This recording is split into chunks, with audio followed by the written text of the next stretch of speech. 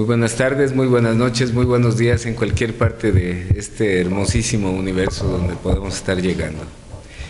En este programa ya número 53, el tercero del año 2011, tenemos un invitado bien especial, aparte de ser un amigo muy querido, una gente que respeto por su trayectoria, una persona que nos ha brindado mucho su amistad y que tiene mucho que platicar. Nos estoy hablando de Carlos Duplat San Juan, gente muy conocida en el medio artístico y tiene muchas cosas que contarnos. Carlos, ¿cómo te va? A mí muy bien, feliz de estar aquí en Guadalajara.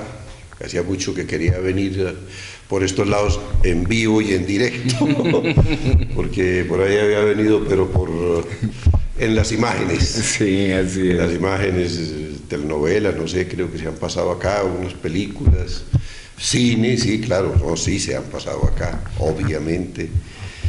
Y bueno, pero ahora estoy en vivo y a todo color. Sí. ¿Cómo va la historia de una persona como tú, que proviene de no de una ciudad grande capital, sino de una zona, digamos, de provincia, como nosotros lo mencionamos en México? ¿Y cómo es que Carlos Duplat llega a ser un personaje del cine? ¿Cómo es que se llega a eso?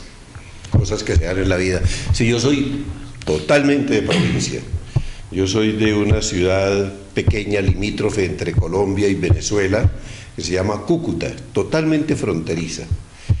Pero es así que en Cúcuta hay muchísimas costumbres que son totalmente venezolanas, en comida, en gustos, en música, en palabras, en dichos, en todo, y hay amores y odios terribles también por esa misma situación.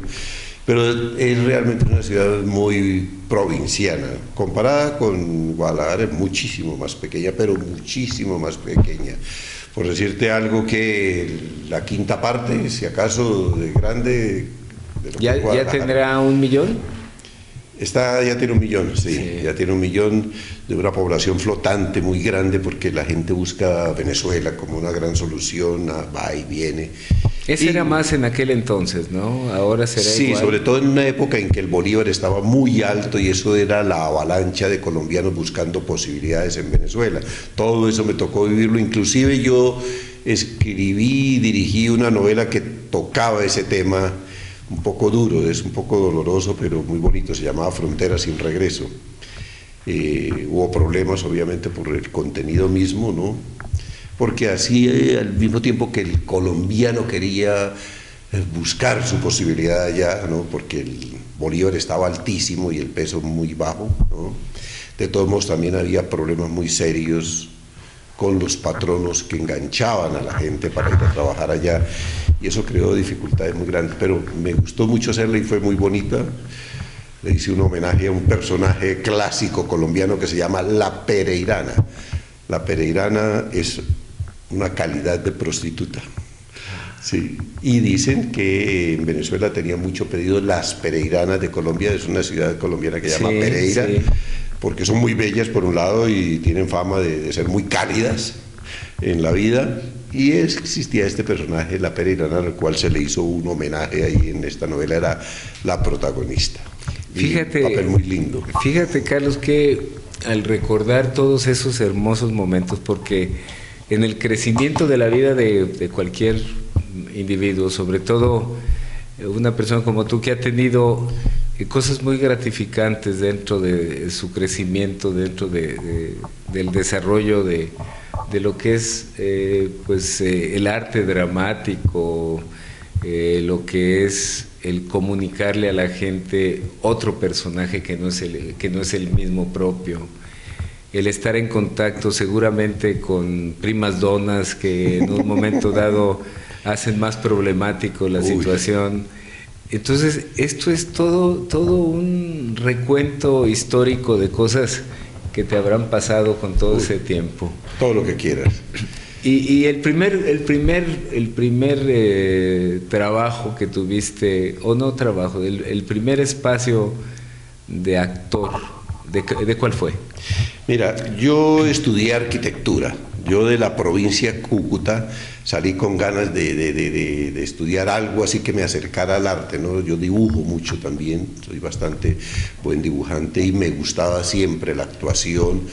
Pero bueno, la posibilidad era estudiar arquitectura, que me acercaba mucho al mundo como artístico, de creación y todo esto. Y estudiando arquitectura, en el segundo año empecé a hacer teatro en la universidad. Había una escuela de teatro en la Universidad Nacional y yo me metí allí, entonces hacía mi carrera de arquitectura y mi carrera de actor. Y entonces montábamos obras extraordinariamente buenas bajo la dirección de artistas importantísimos en Colombia, inclusive hoy en día, y que han venido acá y han estado de protagonistas en el festival de Guanajuato, sí, en ese festival, como Santiago García, que fue mi maestro, y él viene con su grupo todos los años a este festival, invitado muy especial. Se llama Festival Cervantino. En el Festival Cervantino, sí. Así es. Ahí ha estado Santiago y pues con él me formé yo y con otros directores que también estaban de profesores en la Universidad Nacional, y fui haciendo las dos carreras al mismo tiempo. Teatro, y hacíamos obras extraordinarias, Chekhov, El Jardín de los Cerezos, Bertolt Brecht, La vida de Galileo Galilei. Hicimos una producción extraordinaria, La vida de Galileo Galilei, en la universidad, mezclando actores profesionales con nosotros como actores que estábamos en formación.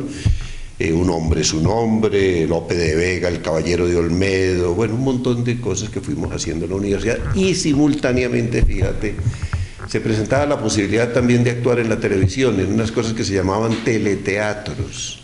Después presentaban obras de teatro y nos invitaban, entonces a veces alguno de nuestros directores dirigía y nos invitaba a trabajar allí, y yo trabajaba allí, e inclusive por esa misma vía llegué a hacer una telenovela de esa época. Te estoy hablando del año 61, esa telenovela la hice en el año 64, fue en vivo y en directo. Yo era el galán, sí, claro, y la actriz era una extraordinaria actriz, bellísima, María Eugenia Dávila. Yo creo que es la mejor actriz que hemos tenido en Colombia. Me tocó verla, o sea, maravillosa ella, maravillosa. Es una mujer que tú le ponías una cámara y ¡boom!, explotaba, de belleza, de capacidades, bueno, era la locura furiosa como actriz. Y yo trabajé con ella en vivo y en directo, es decir, que la novela se hacía en estudio completo y uno brincaba de un set a otro, corriendo a toda velocidad, y todo se hacía allí. Yo recuerdo que en esa telenovela tenía una escena muy simpática, y es que yo trabajaba en un banco y por amor a esta muchacha, entonces yo me pedía prestado, yo era cajero en un banco, pedía prestado un poco de plata y luego yo y la jugaba, y obviamente en vez de ganar perdía, ¿no? Y eso me fue metiendo en un rollo, y llegó un momento en donde del puro desespero la obra se desarrollaba en ese momento en París. Era una obra de Alejandro Dumas, ¿no? Una obra curiosamente de teatro adaptada para la televisión, 13.000 francos de recompensa, entonces yo me suicidaba. Y el Sena se hizo en estudio, entonces era la barda, una barda del Sena, y yo me paraba en el borde de la barda esa y me lanzaba al agua. Y de abajo lanzaban un baldado de agua. Sí, y entonces salpicaba. Splash. Sí. Solo faltaba que dijeran splash. ¿Sí? Sí. Y así se hizo. Cuando fui después y conocí a París, dije yo, no, eso uno salta de ahí, eso no sale ni una gota, desde tan lejos que cae uno allá abajo. Y por supuesto venía el otro, una especie de Jean Valjean, y me rescataba, y bueno, se desarrollaba bien, y al final feliz, nos casábamos con María Eugenia y era muy bonito todo eso. Pero cosas así hacía esas telenovelas. Fíjate, Carlos, yo me regresé un poquito a los inicios de la televisión aquí en Guadalajara. Claro. Y eso donde veía uno algunas cosas, casi todo era en vivo, casi no había obras, cosas filmadas, sino que todo era en vivo. Entonces ese tipo de programas representaba pues un cambio en muchas cosas. Es decir, tú vas a un teatro y ves una obra cualquiera, digamos, si es una obra clásica o si es una obra, digamos, de la vida diaria, dependiendo del tipo de teatro al cual tú vayas a ir, o vas al cine, que es una obra también de ese tipo, pues hay un diferencial enorme entre una cosa y otra. Y ahora con tantos canales de televisión y con tantas cosas, pues puedes ver infinidad de cosas. Y ahora con la transmisión, por ejemplo, de obras como del Metropolitan de Nueva York, que se transmiten a teatros y parece que en tercera dimensión estás teniendo a las óperas ahí enfrente de ti. ¿Cómo ha cambiado todo eso, no? Una barbaridad. Sí. Sí. Pero una barbaridad. A mí me tocó todo el proceso completo, pues, de la televisión así en estudio, en vivo, en directo. Luego comenzar a pasar a las cosas pregrabadas, pero también pregrabadas en cintas de 2 pulgadas que se llamaban unas cintas así. Sí, la edición era complicadísima, editar aquello, ¿no? Luego ya se vinieron a los cassettes de 3/4 de pulgada, se fue disminuyendo y llegamos hoy en día a la high definition, ¿no? Al disquete. Ahora son unos disquetes así chiquiticos y allí cabe todo totalmente digitalizado. Tú en esa época en que se grababa en cinta no podías hacer una edición muy complicada porque cada vez que hacías un transfer ibas perdiendo calidad en la imagen obligatoriamente. Hoy en día no. Y hasta se podía quemar la cinta. Todo, o sea, cualquier cosa podía suceder, accidentalmente podían suceder todas esas cosas. Todo ese proceso me tocó vivirlo. Fíjate, y ahora el internet también. Sí, es como la medicina actual. En aquel tiempo teníamos yo digo que también como un arte el hacer un diagnóstico. Tenías que tener una creatividad diagnóstica también. Ahora lo sigues teniendo, pero con un apoyo enorme de muchos elementos diagnósticos tecnológicos. Pero el tener este proceso que te ha permitido ver todo este desarrollo, si nos ponemos un poquito hacia atrás y vemos las películas mudas y vemos aquellas películas que todavía siguen divirtiéndonos, o sea, con un manejo de la capacidad lúdica de aquella gente y de transformación de sus personalidades, y que no tenían un sonido para hacer reír a la gente. Charlie Chaplin. Y de ahora, donde pues hay infinidad de elementos que pueden ayudar a que un set se convierta en, como tú dices, ahora ya es un Sena pero completo, con una Torre Eiffel atrás, y lo puedes tener fácilmente. Totalmente, sí, en directo. Sí, ahora que dices eso, recuerdo, yo trabajé en una película que se llama La Misión, con Robert De Niro, Jeremy Irons. Muy reconocida, muy conocida. Como no, es una película que tuvo premio de Cannes, la Palma de Oro, con Robert De Niro, Jeremy Irons y Liam Neeson.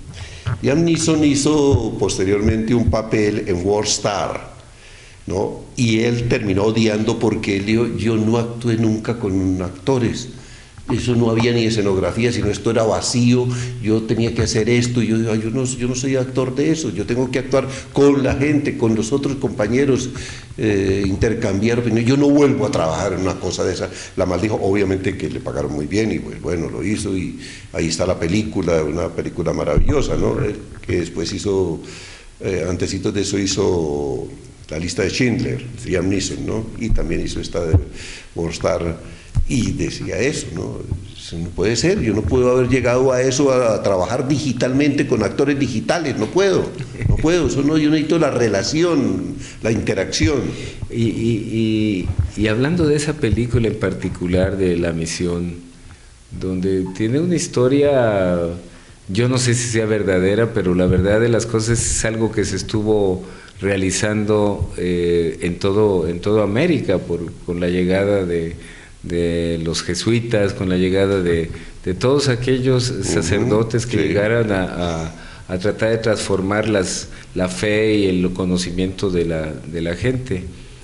En ese entonces, si mal no recuerdo, en esa película aparece algo que a mí me dejó impactado, que era el hecho de un Cristo que lo ponen y que va por el río. Yo creo que era como fijándose el Iguazú, me supongo, ¿no? ¿Qué es eso? Sí.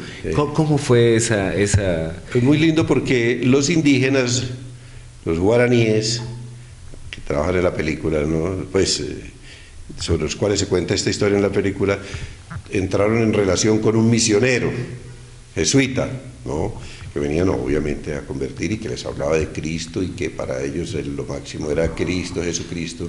Entonces los guaraníes consideraban que si realmente la identificación era tan grande con Jesucristo, pues que muriera como murió Jesucristo, igualito, crucificado en la cruz, y entonces lo crucifican, ¿no? Al cura así empieza la película, ¿no? Sí, Lo crucifican en esa cruz y lo sueltan en el río Iguazú. Claro que en ese momento no es el río Iguazú, en la película se llama el río Don Diego, aparece Don Diego ahí en Colombia, ya se empezó a filmar esa película. Y él va bajando hasta que cae por la garganta del diablo y ¡boom!, ahí desaparece, para que vaya y se encuentre con el Dios que vino a traerles a los guaraníes. Es decir, no fue una actitud criminal de ellos, sino como un homenaje a lo que ellos consideraban que el otro que venía a traerles la fe debería haberse identificado plenamente, ¿no? Entonces era como una especie de homenaje, pues viene glorificándolo, vaya y termine de glorificarlo como es, ¿no? Eso fue lo que hicieron. Yo también morí ahí. Sí. Mi personaje también muere ahí. Precisamente en una batalla naval. Yo soy el comandante malvado que vengo a sacar a los indígenas ya de la misión para afuera, todo esto, y me enfrento precisamente a Liam Neeson.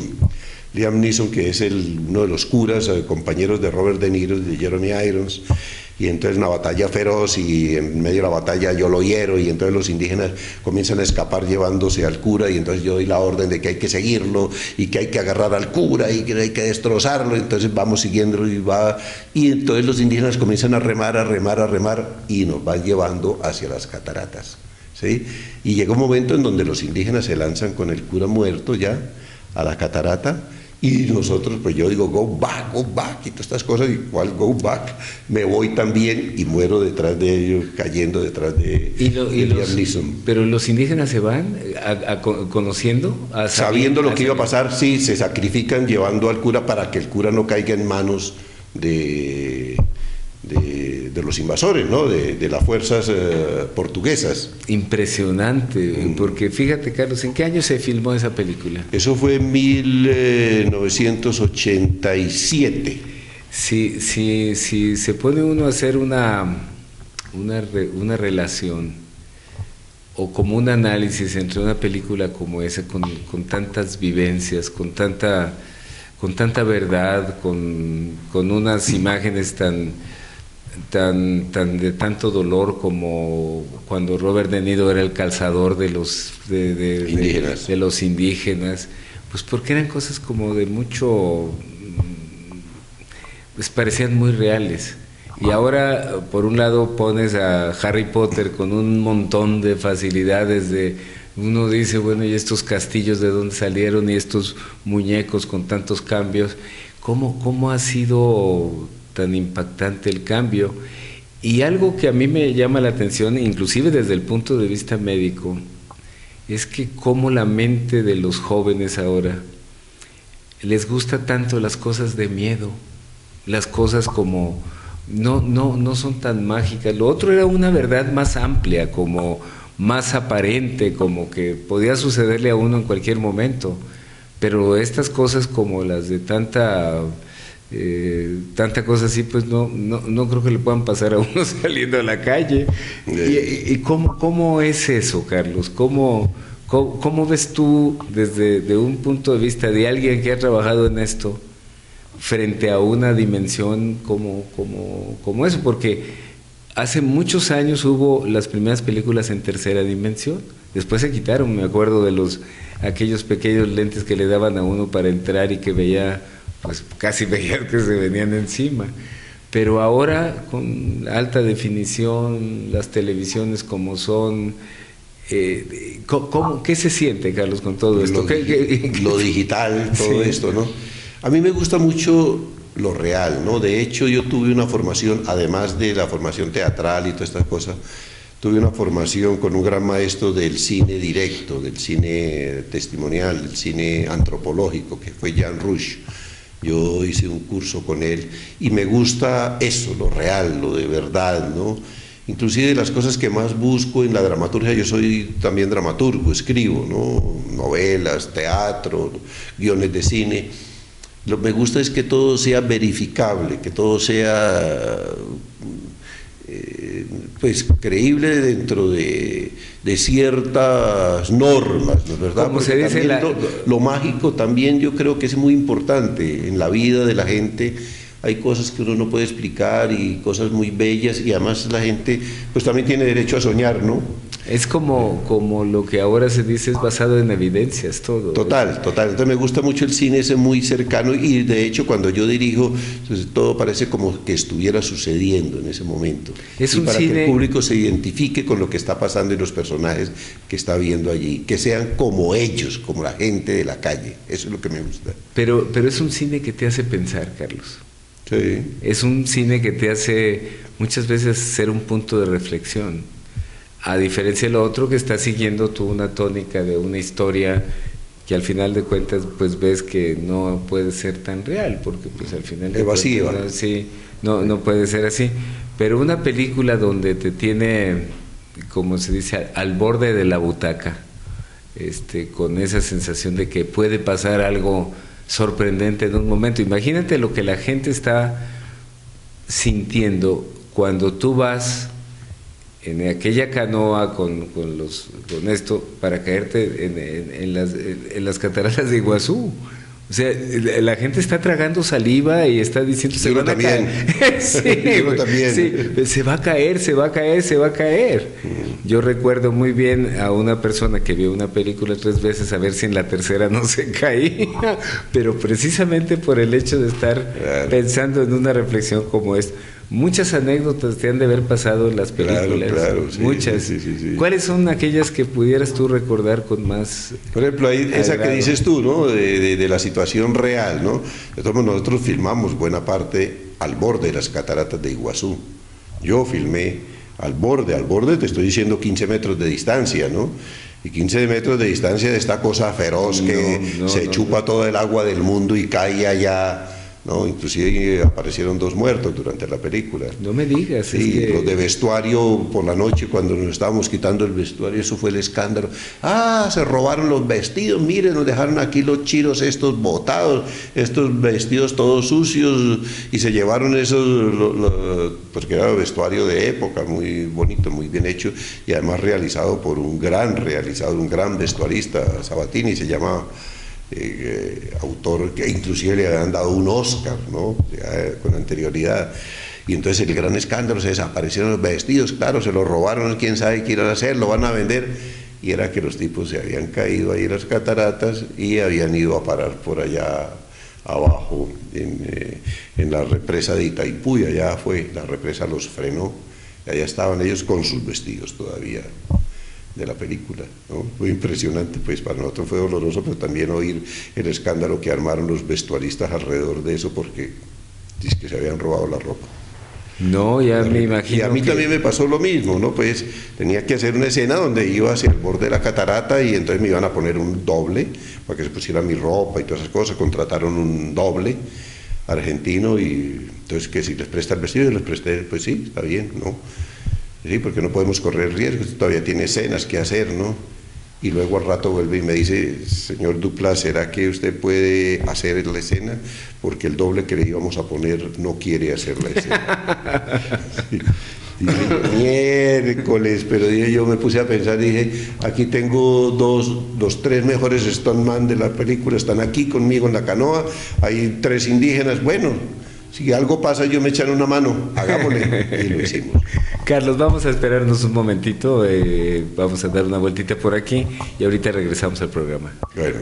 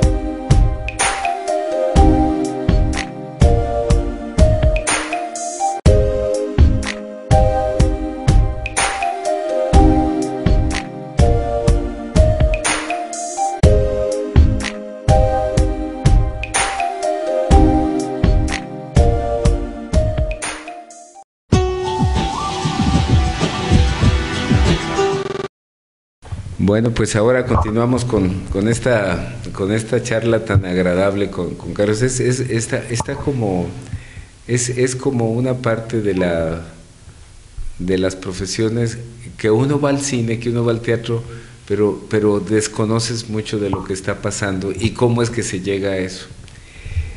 En el punto de llegar a ser actor de teatro, ¿cómo cambia la personalidad de un artista como Carlos Duplat enfrentado a una personalidad que a lo mejor puede ser completamente diferente a la tuya misma? Son como formas muy distintas, ¿no? Primero por la relación que se establece, la del cine, la de la televisión y la del teatro, ¿no? La relación que el actor establece con el público. La relación que se establece con el teatro a uno lo llena de mucha satisfacción, porque uno está con el público. Primero uno se demora mucho tiempo poniéndose la piel del personaje, mínimo 3 meses. Mientras ensaya, se va acercando, le va buscando el lado, lo va descubriendo, se va metiendo con el personaje, ¿no? Se va poniendo esa piel encima, ¿no? Y luego, inclusive, cuando llega y se presenta ante el público, todavía uno va descubriendo otras cosas y termina poniéndole al personaje otros elementos que uno no había descubierto antes cuando estaba preparando la obra de teatro. Eso es muy bello, y cuando se encuentra uno con el público y el público comienza a responderle y a entablar un diálogo con uno, un diálogo emocional, emotivo, afectivo, de odio, de rechazo, de acercamiento, eso es muy emocionante, eso lo toca a uno demasiado. Esa sensación y esa relación a mí me encanta, ¿no? Sin embargo, uno la alterna también con la otra, que es la del cine y la televisión. El cine tiene también un problema, es muy bello, muy gratificante, pero es mucho más distante. Digamos, uno filma y esto lo va a ver dentro de unos meses, si acaso, ¿no? Mientras viene toda la edición. Y además uno actúa muy fraccionadamente, por pequeñísimas fracciones, lo cual permite una cosa muy bonita, y es una gran intensidad en cada pedacitico chiquito. Cada pedacitico tiene una intensidad muy grande que luego pegada al otro y al otro y al otro pues dan todo ese conjunto, y hay actores que lo manejan en forma maravillosa, ¿no? Yo me estaba imaginando cuando tú hablas de que duras 3 meses en involucrarte en la piel del personaje, en la piel, en el pensamiento, en los sentimientos y todo.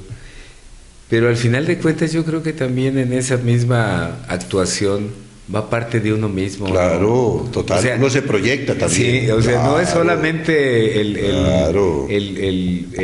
personaje, sino que siempre va a llevar por ahí algunos condimentos personales también. Tiene que llevar.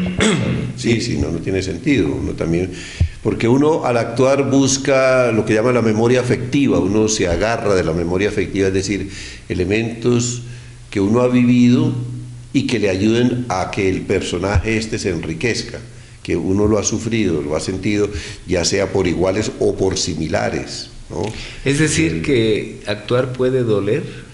Actuar puede doler, y mucho, y inclusive hay unos actores, grandes actores, que llegan a ponerse tanto dentro del personaje y a comprometerse tanto con ese personaje que lo viven y se vuelven el personaje. Ha existido, yo conozco, yo tuve bajo mi dirección actores que han sufrido eso, ¿no?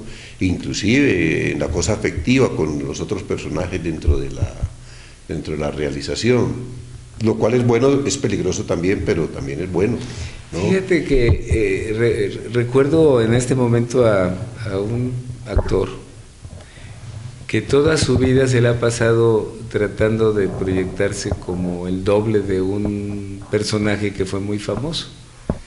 Entonces a mí me parece que ha vivido una vida falsa, porque siempre ha estado buscando ser como el otro. Hay uno que inclusive, que un gran actor en Colombia que se llamó Montoya, Pedro Montoya, que representó a Bolívar. Sí. Y él quería ser el nuevo libertador. No me de digas. Colombia, sí, tal cual, y se metió en esto, pero durísimo, se metió mucho, mucho, mucho, porque él representó a Simón Bolívar en una serie muy importante que hubo en Colombia que se llamaba Bolívar, el hombre en las dificultades, que duró tranquilamente 3 años al aire, ¿no? Entonces, y él se metió de lleno, con furia, a hacer ese personaje. Y andaba con la ropa bolivariana. Y se ponía la ropa y yo Bolívar y que no sé qué. Fíjate, en alguna ocasión, yo recuerdo en Londres, por ejemplo, que la gente se paraba encima de un banco de madera para no pisar tierra londinense y poder decir cosas. ¿Le pasó lo mismo? Más o menos, sí. Más o menos. Pues no, en cambio en la televisión es todo más un juego, ahí la gran mentira, ahí sí es mucho más, es otra cosa, ¿no? Pero es muy divertido también porque uno se mete, pero entonces ya no es uno el que se mete tanto en el personaje ya en la televisión, sino es el público el que lo mete a uno. Sí.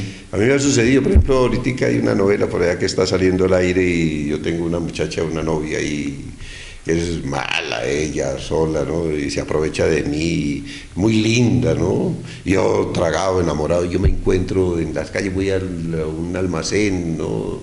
Supermercado de estos, y la señora se me acerca y me dan consejos, me dice, mire, esa mujer no lo quiere usted de verdad, eso mire, haga algo, pero ¿cómo así? Y yo, no, pero es que es muy linda, ¿no? Pero así le dan consejos para que uno pueda enderezar su vida y quitarse de encima esa malvada que está urdiendo, cómo hundirlo a uno, cómo fregarle a uno la vida. Pero mientras tanto muy rico, ¿no? Divertidos, son divertidos. ¿Cómo en cuántos espacios has actuado? Uy, en todos, en teatro montonones, en cine no tantos, pero bastantes, en televisión montonones también, sí, muchísimos personajes distintos. Unos los amo más, otros menos, otros pues paso por encima. Pero también eres director de cine, también de cine y de teatro y de televisión, de los tres. Fíjate que dentro de tus obras,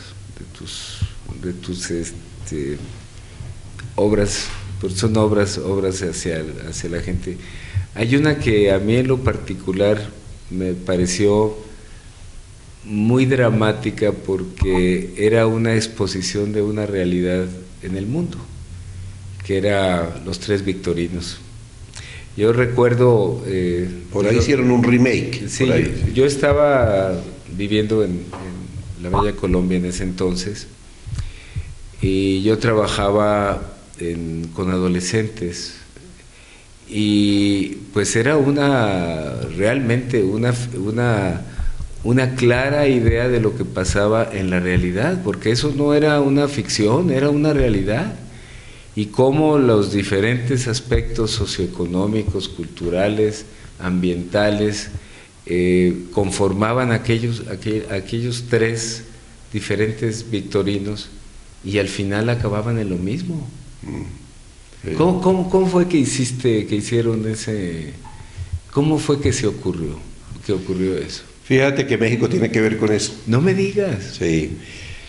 Yo había terminado una obra, no me acuerdo, creo que era Fronteras del Regreso o algo así, y entonces había leído un libro que me gustó mucho, que era la existencia de un autor venezolano de 3 muchachos que tienen el mismo nombre, pero no pasaba nada, sino que cuentan las 3 vidas, se llamaban igual y que nacieron el mismo día y por eso se llamaban igual, y etcétera.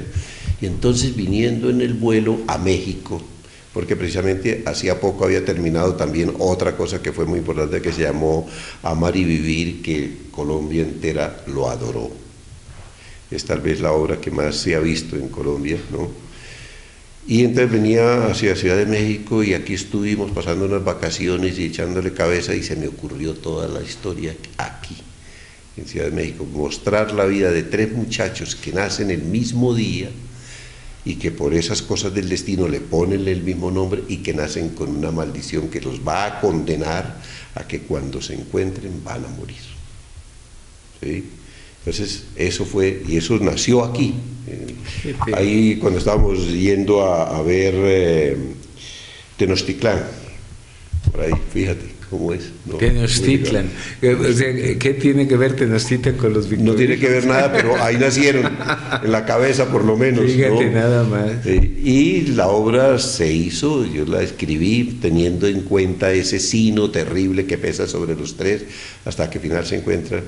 Y pues una obra que la gente adoró, odió y quiso y se identificó y fue muy importante. Pero es que es una realidad, la concepción de esas edades, de lo que uno tiene, de lo que uno no tiene, de lo que uno quisiera tener y de lo que uno quisiera no tener, son unas manifestaciones como muy encontradas y como con mucha dificultad a veces de poderlo entender y de poderlo sobrellevar. Un muchacho en esas condiciones que quiere tener y no puede, y otro que tiene y no le importa, y otro que le sobra tenerlo y al final de cuentas ni le importa ni lo quiere tener, entonces es como un conflicto de personalidades que llevan a tener una problemática que además está muy de actualidad todavía, Carlos. Eso no se puede. Y que termina por unirlos. Sí, no se puede permitir. ¿Y cuánto duró aquella obra? No fue muy larga. No, eso se pasaba una vez a la semana y duró como unos 4 meses, pero fueron 4 meses muy intensos. Duró al aire. ¿Cuánto tiempo te tardas en hacer una obra como esa? Yo trabajo mucho con mi esposa, con Luz Mariela Santofimio. Ella escribe y al mismo tiempo escribo. Yo soy lento porque los partos son duros.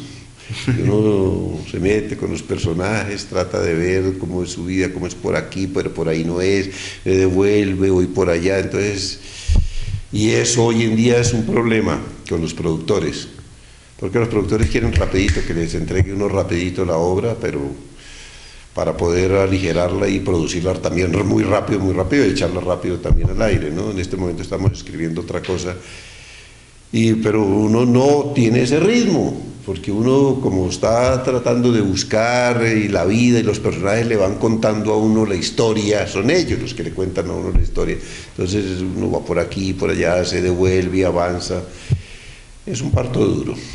Fíjate que yo siento que en el cine y en el teatro y como en muchas cosas, siempre hay una parte del que los escribe.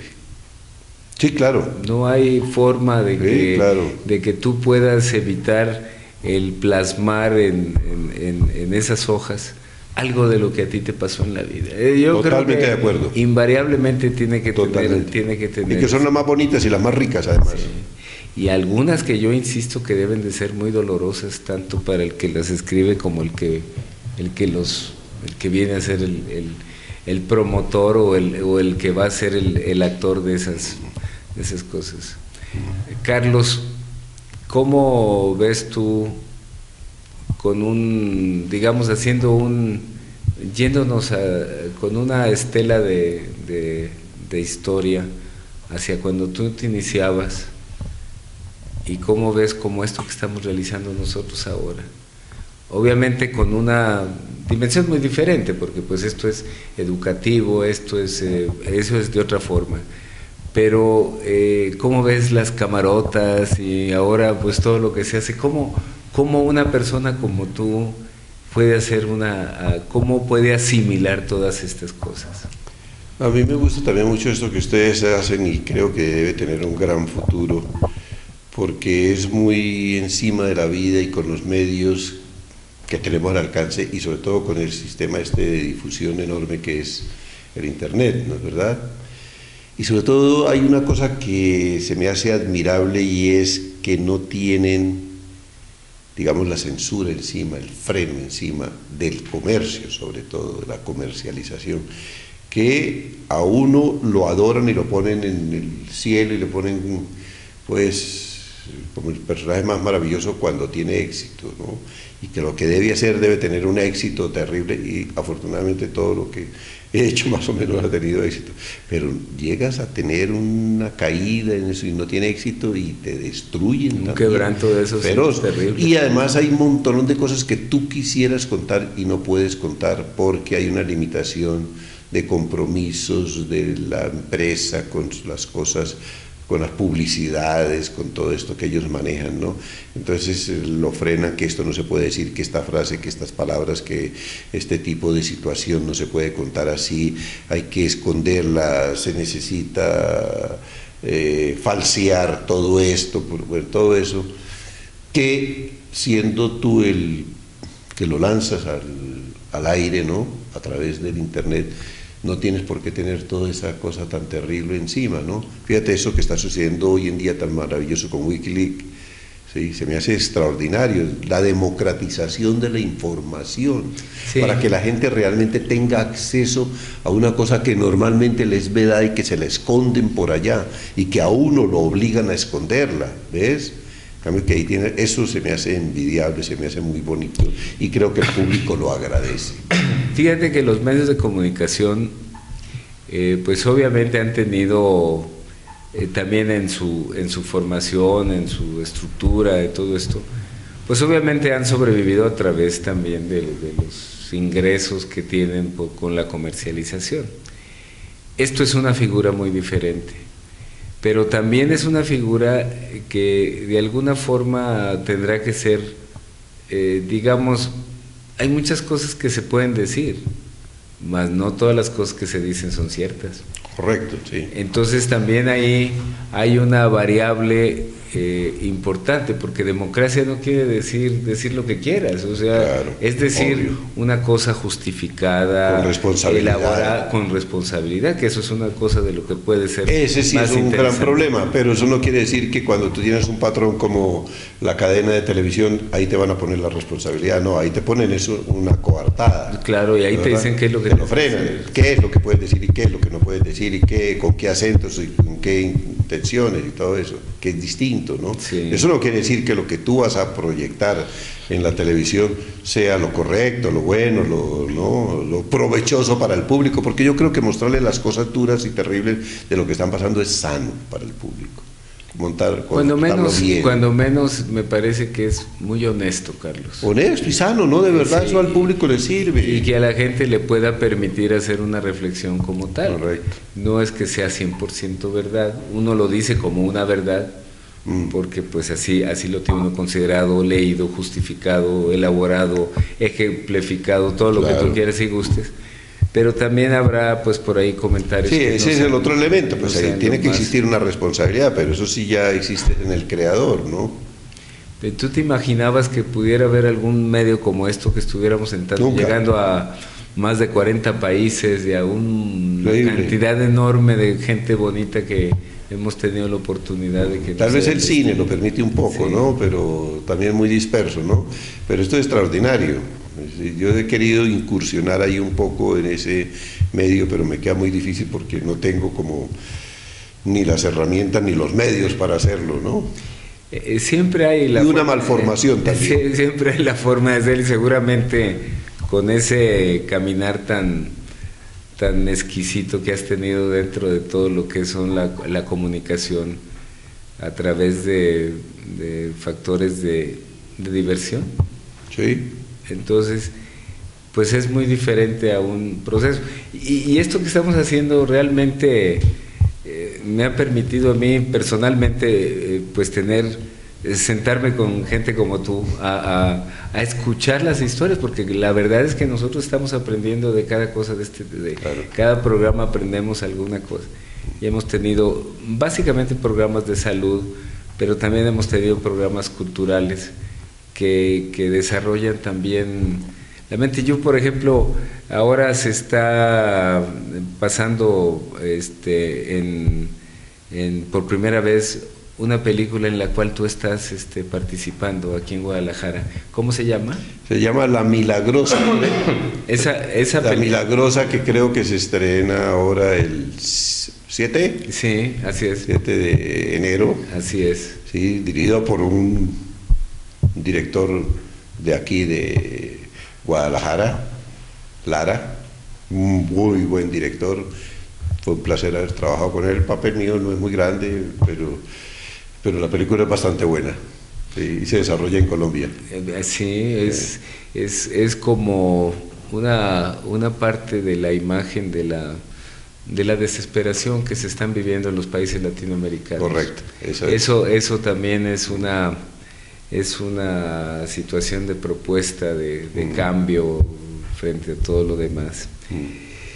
Carlos, pues yo quiero agradecerte la oportunidad que nos das, porque esto tiene un valor muy grande. Esto se queda ahí en un archivo histórico donde la gente puede en cualquier momento llegar, si tiene internet, entrar a la página de prevenirtv.com y entrar al programa número 53 y poderlo ver en cualquier momento del día, de la noche, y disfrutar de esta otra actuación que estás haciendo en este momento, porque al final de cuentas la vida es un teatro.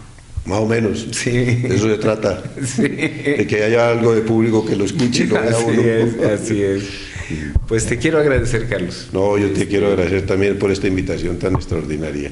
Y pues yo espero que muy pronto nos volvamos a ver. Ojalá y fuera aquí de nuevo en Guadalajara, donde esta es una ciudad muy amable, que recibe a la gente tan querida como tú con los brazos abiertos. No, y me encantó todo lo poco que alcancé a conocer, ver, vivir, se me hace maravilloso. Y obvio que vamos a volver, ni más faltaba. Pues a lo mejor hacemos una película aquí en Guadalajara, de pronto. Sí. Carlos, muchísimas gracias. Hombre, Francisco, te agradezco enormemente por esta invitación, de verdad. Muy agradecido. Muchas gracias.